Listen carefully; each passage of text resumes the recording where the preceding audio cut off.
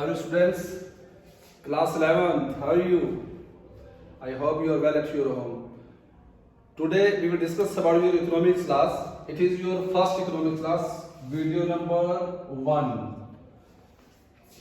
देखो बेटे, little bit you came to know in the 10th class about the economics. अब उसी को थोड़ा सा हम काफी जो है विस्तार से पढ़ेंगे. आपकी दो बुक्स हैं. There are 2 books in economics. पहली कौन सी है?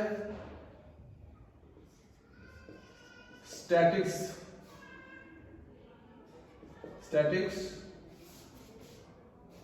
For economics. दूसरी कौन सी है?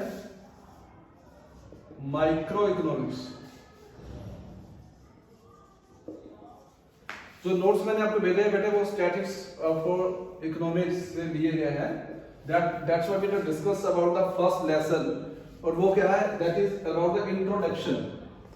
क्या पढ़ेंगे हम? लेसन नंबर 1 वो क्या है? इंट्रोडक्शन.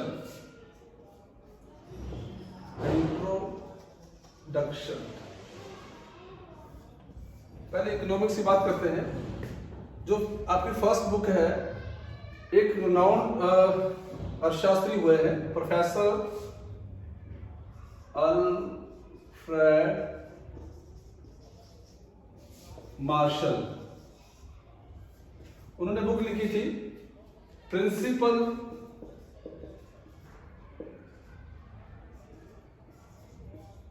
Of economics. मोस्टली जो आपका ये पार्ट है इसी बुक में से लिया गया है. ठीक है. प्रिंसिपल कुछ भी मुश्किल नहीं है. इकोनॉमिक्स क्या है? Social study you have studied in 10th class. वैसे ही उसी में जो आपने पार्ट पढ़ा था इकोनॉमिक्स का वही है. Don't be afraid. डरने की जरूरत नहीं है. तो इकोनॉमिक्स क्या है? That is social science. Economics is a part of social science. ठीक. अब इसमें हम देखने के लिए पहले हम देखते हैं इकोनॉमिक एक्टिविटीज. Economic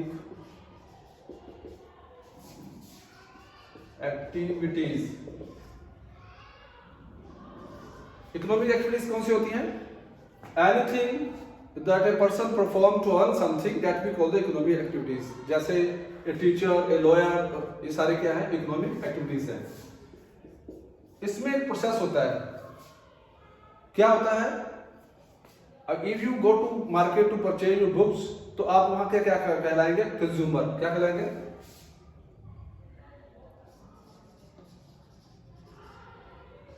consumer. पहला पार्ट. जो प्रोड्यूस करता है बुक्स को उसे क्या कहते हैं? प्रोडक्शन.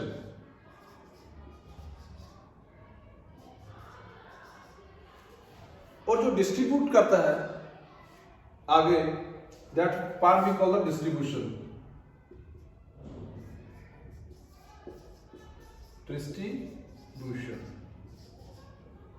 अब ये 3 हिस्से हैं इसके. कंज्यूमर कौन है? Who consume the goods. जैसे आप है. Production who produce the goods, उसे प्रोड्यूसर कहते हैं. प्रोड्यूसर क्या है? Who produces the goods and services. Distribution क्या है? जो हु डिस्ट्रीब्यूट द गुड्स. जो 3 चीजें हैं, कंज्यूमर जो कंज्यूम करता है, जिसे हम क्या कहते हैं? कंजम्पशन.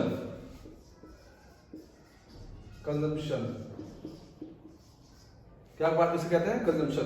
तो 3 पार्ट्स हो गए. Consumption, production and distribution. ये क्या है? That all are the part of the economic activities. अब इससे क्या मिलता है हमें? इनकम. क्या जनरेट होती है इससे? इन तीनों पार्ट से क्या जनरेट होती है? इनकम. इनकम को we have to denote by the Y. किसे डिनोट करते हैं? वाई से. अब इन इनकम के 2 पार्ट्स है. पहला है y is to c plus i. Y is the here income, C means consumption, E for the investment या saving. ठीक है, क्योंकि Y के दो हिस्से हैं, Y को हम क्या करते हैं, Y is equal to C plus S भी कहते हैं और C plus Y भी, I भी. ठीक है, अब क्योंकि इनकम के दो ही पार्ट हैं, अगर आपको if you have the money, either you have to consume that we call C, either you have to save that we denote by the S, या उसे I से डिनोट करते हैं. तो अगर आप C प्लस S को ऐड कर देंगे तो आपका क्या आ जाएगा Y. ठीक है, और अगर आप Y से माइनस कर देंगे C तो आपका S आ जाएगा. If you deduct consumption from the income तो you will get the saving. ठीक है, और हम ये कहते हैं अगर आप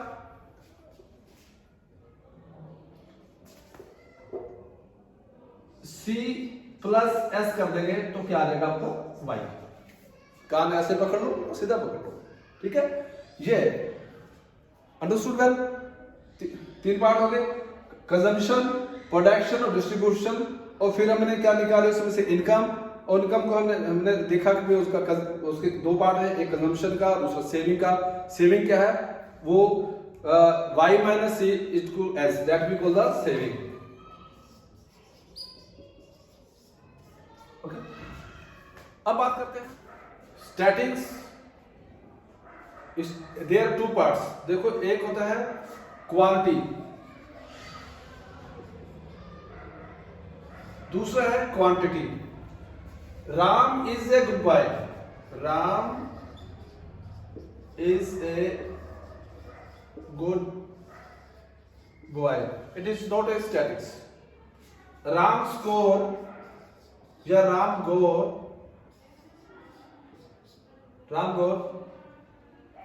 80 marks in economics,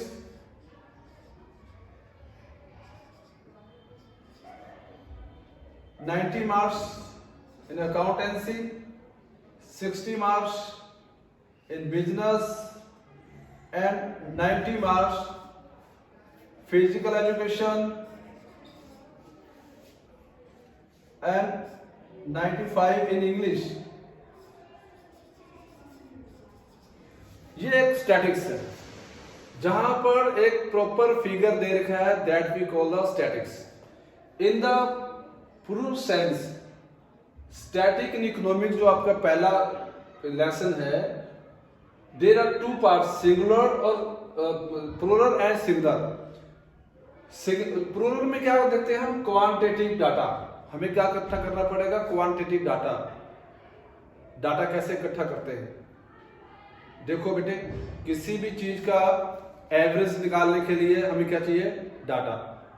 किसी भी चीज का टोटल करने के लिए हमें क्या चाहिए, डाटा. तो we need a quantity data.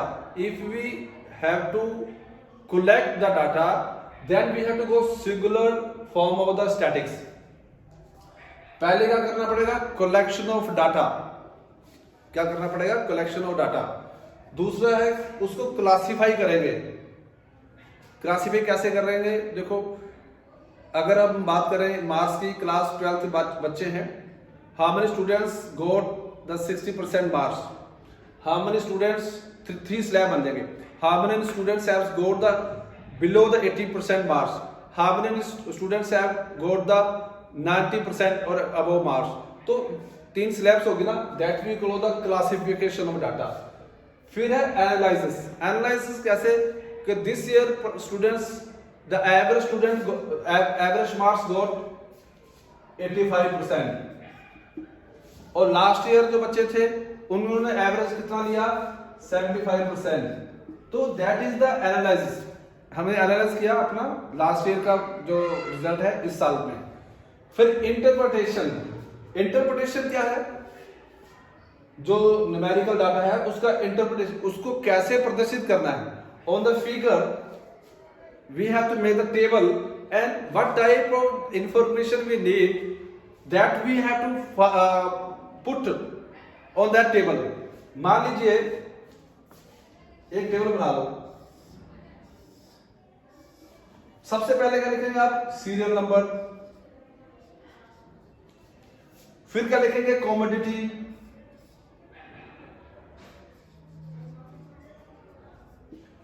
फिर क्या लिखेंगे?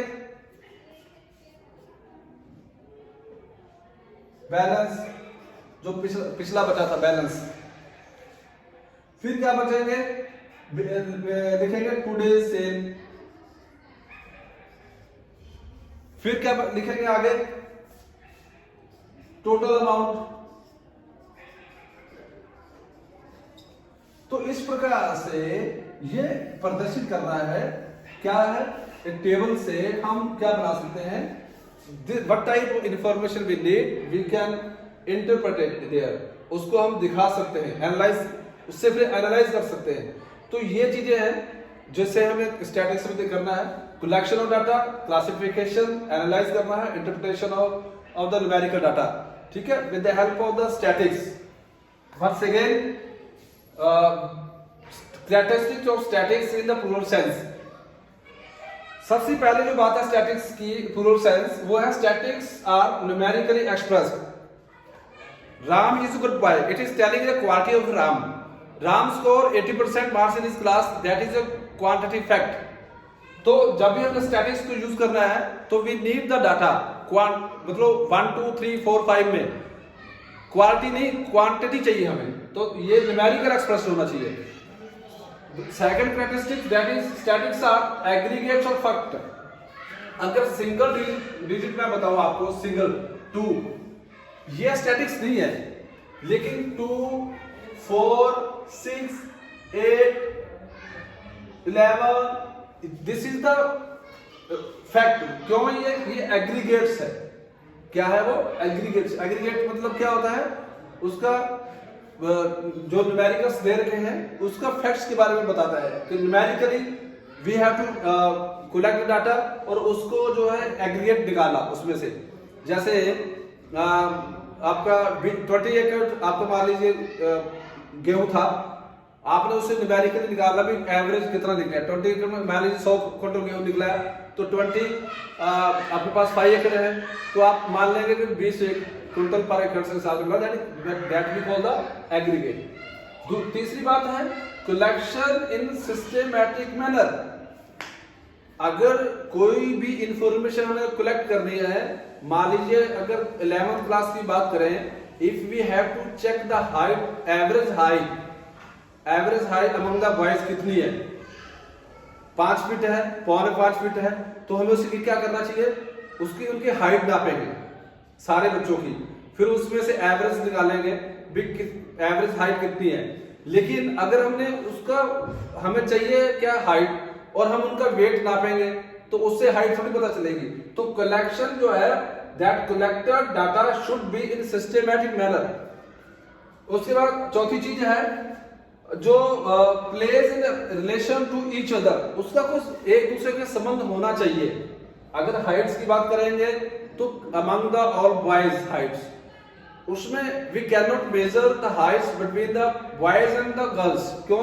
क्योंकि उनका बॉयज का अपना हाइट्स अलग होता है, गर्ल्स का अपना हाइट्स अलग। तो ये जो रिलेशन है that should be proper. Collected for pre determined purpose. मैंने पहले बताया प्री डिटरमाइंड पर्पस क्या है कि हमें किस प्रकार की इंफॉर्मेशन कलेक्ट करनी है या किस चीज का एग्रीगेट निकालना है। हाइट का निकालना है, उस क्लास में मार्क्स देखने हैं। तो जो पहले से हमने डिटरमाइन कर रखा है हमारा पर्पस, जिसके लिए हम डाटा को कलेक्ट कर रहे हैं, वो दैट शुड बी कंफर्म कि इस पर्पस से हम ये डाटा कलेक्ट कर रहे हैं। तो ये कैरेक्टरिस्टिक्स स्टैटिक्स की in the plural sense already you have written in the note. Characteristics of statics in singular sense. Singular sense में सबसे पहले है कलेक्शन ऑफ डाटा। अगर हमें किसी चीज का कंक्लूजन निकालना है, स्टैटिक्स को यूज करना है, तो सबसे पहले क्या करना चाहिए? We need a data. उसके लिए हमें उस डाटा को कलेक्ट कर रहे हैं। जैसे कि this year in 10th class how many students got the 60% marks. तो उसके लिए सबसे पहले क्या चाहिए? नंबर ऑफ स्टूडेंट्स चाहिए। फिर क्या चाहिए? सारे बच्चों के मार्क्स चाहिए। तो that we call the collection of data. Presentation of data, अब उस चीज को हम कैसे प्रेजेंट करेंगे? क्या उसको परसेंटेज में निकालेंगे, या उसका टोटल मार्क्स देखेंगे, या उसका एग्रीगेट निकालेंगे? That we call the presentation of data. तीसरा है इंटरप्रिटेशन ऑफ डाटा। इंटरप्रिटेशन में हम ये देखेंगे भी कितने बच्चे हैं, those got the below the 60% marks, how many students are there that got the below the 80% marks, how many students are there who got the 90 और अबव मार्क्स, 90% और अबव मार्क्स। तो जो that we call the interpretation, और last year कितना उसका average रहा था और इस साल कितना एवरेज रहा है, that we call the interpretation of data. और उसको फिर हम क्या करेंगे, डायग्राम में बना के दिखाएंगे।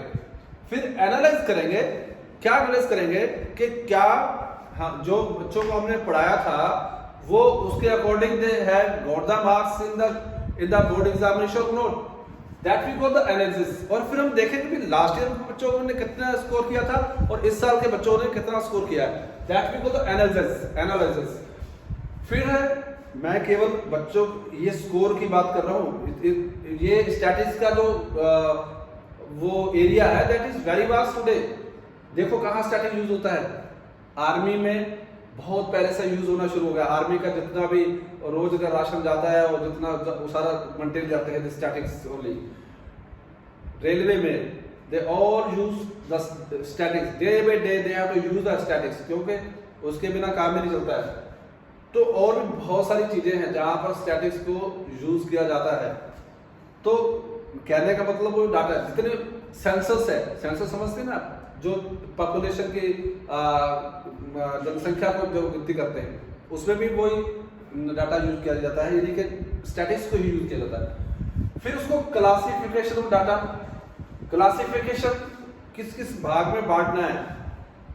जैसे कि भी हमने जनसंख्या का सेंसस करना है, जनसंख्या का जो डाटा को कलेक्ट करना है, कितने लोग हैं जिनकी एज 60 ईयर और उसके अबव है, कितने लोग ऐसे हैं इंडिया में रहते हैं जिनकी एज 30 और उससे अबव है, कितने लोग ऐसे हैं जिनकी एज 18 से 30 के बीच में, और कितने लोग ऐसे हैं जो 18 से नीचे के। तो वो क्या है, क्लासिफिकेशन है, उसमें मेल कितने हैं, फीमेल कितने हैं, किस रिलीजन से बिलोंग करते हैं, that depends on the information that we require to while collecting the data. ठीक है, इसलिए ये क्लासिफिकेशन ऑफ डाटा। तो ये है when there is we have to use the singular form. Singular form में जब यूज करना है स्टैटिक्स को, वो कौन की चीजें हमें चाहिए होंगी। ठीक है,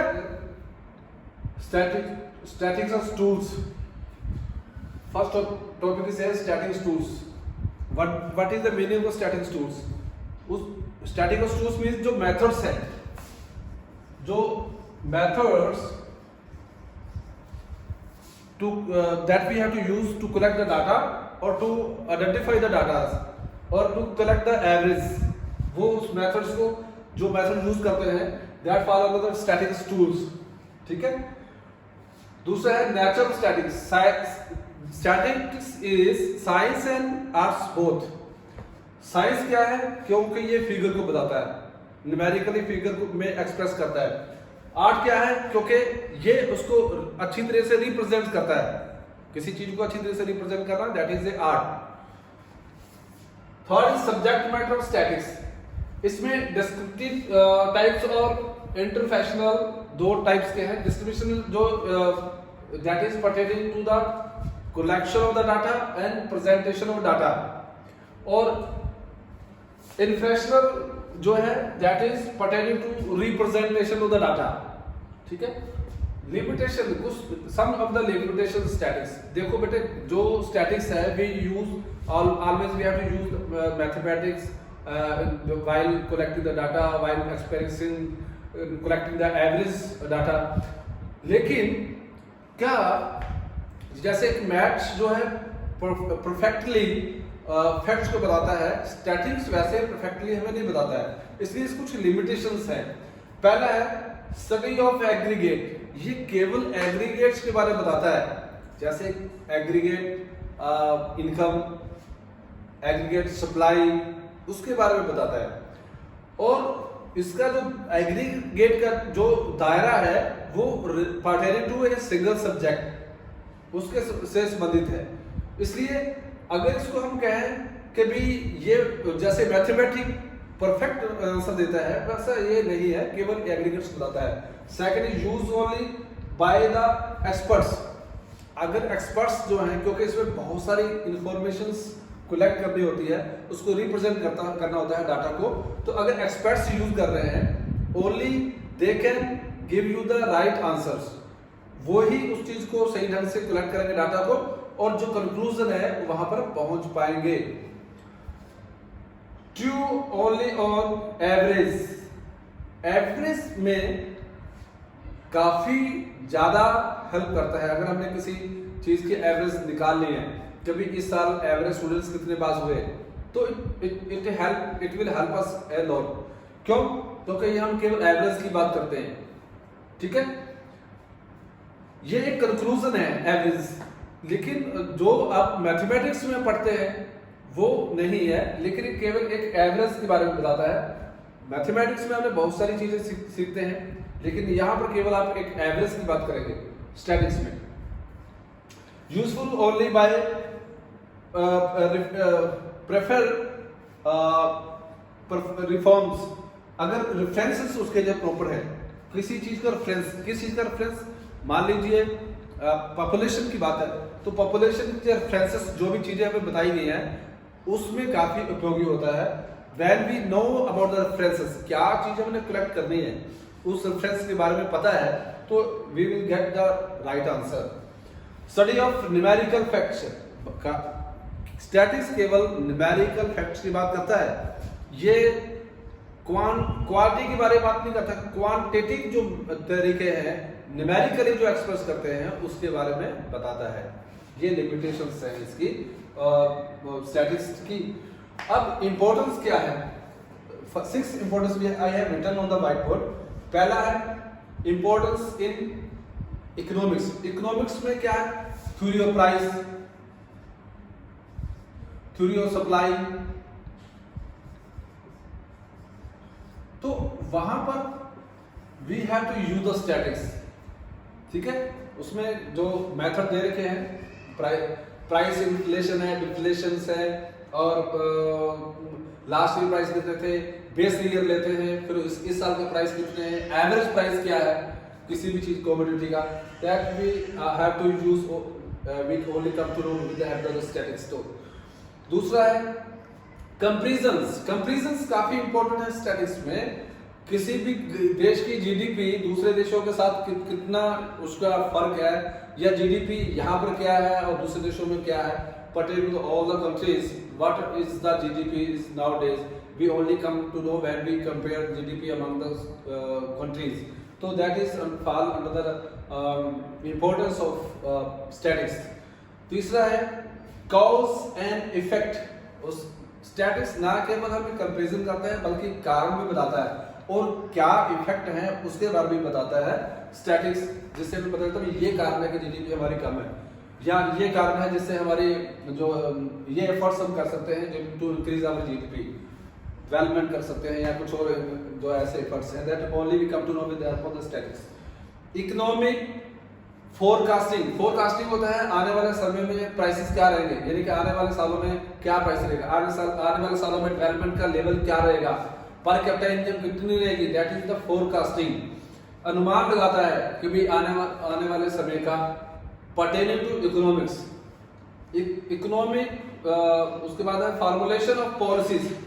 जो हमारे फाइनेंस मिनिस्टर हैं किसी भी कंट्री के, और वो फाइनेंस मिनिस्टर क्या बनाते हैं, फॉर्मुलेट करते हैं पॉलिसीज को। तो while making the policies, statics help us a lot, क्योंकि हमें सारा फिगर, उसका डाटा, उसका एनालाइज करते हैं, फिर उस अगली जो हमारी पॉलिसी है उसको बनाते हैं। As you know, India has adopted the 5 year plan, तो 5 ईयर प्लान में स्टैटिक्स का काफी ज्यादा यूज होता है। लास्ट है इकोनॉमिक इक्विलिब्रियम। बहुत सारी इक्विलिब्रियम लेवल क्या होता है, when a particular stage, when economy reach in a particular stage and they don't want to alter, don't want to change, that we call the equilibrium. Equilibrium level वो होता है जहां पर हम पहुंच के उसको बदलना नहीं चाहते हैं, that we call the equilibrium. तो इकोनॉमिक्स में इक्विलिब्रियम में स्टैटिक्स जो है काफी हेल्प करता है कि अब ये सारी चीजें पूरी हो चुकी हैं जो हमें चाहिए थी, यानी कि जो रेफरेंसेस था pertaining to a subject matter that all are completed, ठीक है। जैसे कि लेवल ऑफ एम्प्लॉयमेंट, जैसे इकोनॉमिक्स बताता है, इकोनॉमिक्स ये बताता है कि इतना लेवल ऑफ एम्प्लॉयमेंट होना चाहिए। अगर when we get that level of the employment, हम कहेंगे भी अब we are now the economy is in equilibrium, तो वो वहां पर हमें स्टैटिक्स जो है काफी हेल्प करता है। तो this was your first lesson regarding the statics economics for the static for the economics. तो पहला लेसन था इंट्रोडक्शन, और उसमें जो स्टैटिक्स के बारे में हमने पढ़ा। तो ये सारी चीजें जो नोट्स हैं already I have send to you, I have given you. आप लास्ट तक जो वीडियो को देखें तभी मजा है। आने वाले दिनों में जो लेसन नंबर 2 में वीडियो बनाऊंगा, उसके बाद जो पार्ट 2 में है आपका माइक्रो इकोनॉमिक्स, उसके वीडियोस आपको मिलेंगे, साथ में पहले आपको नोट्स मिलेंगे। तो you know the lockdown is going on, it's time to study from your home. Okay, best of luck.